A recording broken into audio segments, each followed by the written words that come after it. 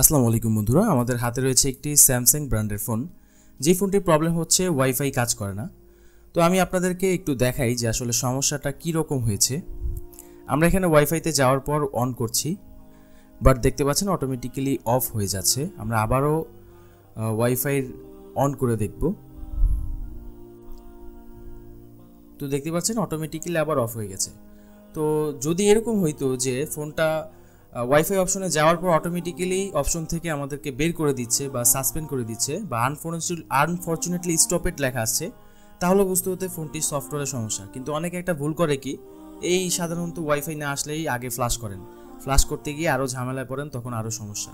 তো যদি ওরকম না হয় যে ওয়াইফাই অপশনে ঢোকার পর অপশন থেকে বের করে দিচ্ছে, তাহলে আপনি ফোনটা সরাসরি খুলে ফেলবেন এবং হার্ডওয়্যার থেকে আপনাকে স্টেপ বাই স্টেপ সমস্যাগুলো ফাইন্ড আউট করতে হবে।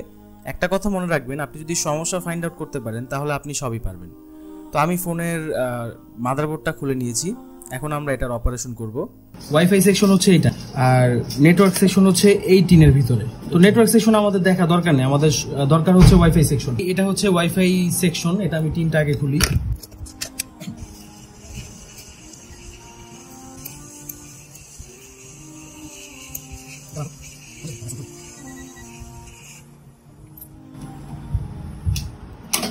তো অনেকে আছে এখানে টিন উঠাইতে গিয়া সব একদম কাঁচায় ফেলায় দেয়, এই জন্য হিটটা মোটামুটি থাকবে, জানি হার্ড থাকে হালকা হালকা। একবারে রাং যদি পানির মতো হয়ে যায় তখন আপনি খুলতে গেলে আশেপাশে কম্পোনেন্ট গুলা খাইয়া ফেলবেন। তো এখানে আমি এখন আগে এই কম্পোনেন্ট গুলো একটু মাপি, ঠিক আছে? মাপার পর দেখি যে কোনোটা জায়গায় শর্টিং পাই কিনা বা কোনো মিসিং পাই কিনা। এখানে আমি ডায়োড রেঞ্জে রাখলাম, রাখার পরে আমি এখানে প্রত্যেকটা কম্পোনেন্ট মাপবো, ঠিক আছে? আমি এখানে রেজিস্টর মাপতেছি, রেজিস্টর সমস্যা নাই।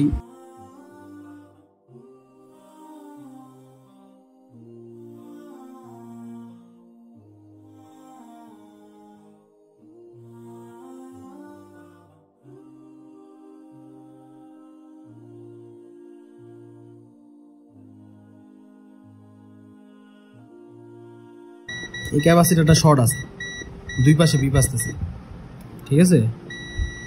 এক পাশে হলো 0.5, অন্য পাশে হচ্ছে 3.9। তাহলে কোন পাশে পজিটিভ?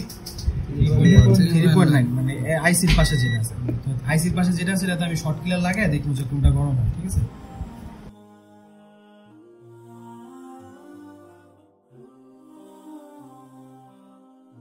আমি এখানে একটা গ্রাউন্ডে লাগাই দিলাম, আরেকটা হচ্ছে এখানে ক্যাপাসিটার টাচ করে, যেখানে আমরা 3.5 পাইছিলাম, এখন কোনো শর্ট নাই।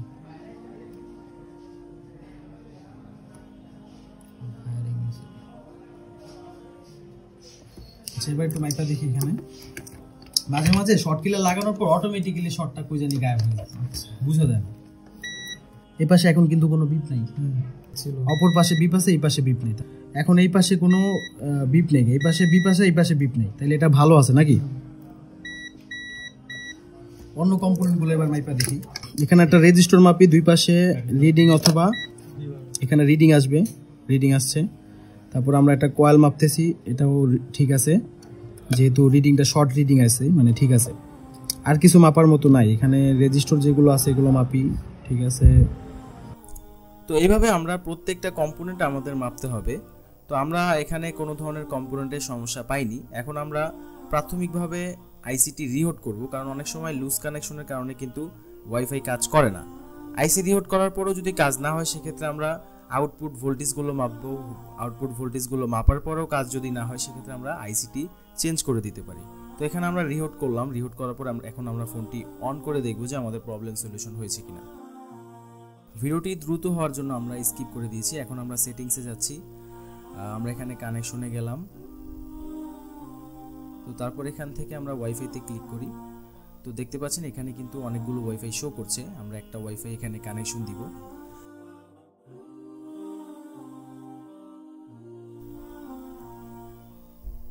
তো আমাদের ওয়াইফাই কিন্তু কানেকশন একটা হয়ে গেছে, দেখতে পাচ্ছেন। এখন আমরা একটু টেস্ট করে দেখি যে আমাদের ইন্টারনেটটা ঠিকভাবে চলছে কিনা। অনেক সময় আছে কানেকশন ঠিক মতো দেখায় বাট নেট চলে না, তখন আপনি কি করবেন? সো এটা অবশ্যই টেস্ট করতে হবে। আমি এখানে প্লে স্টোরে যাব,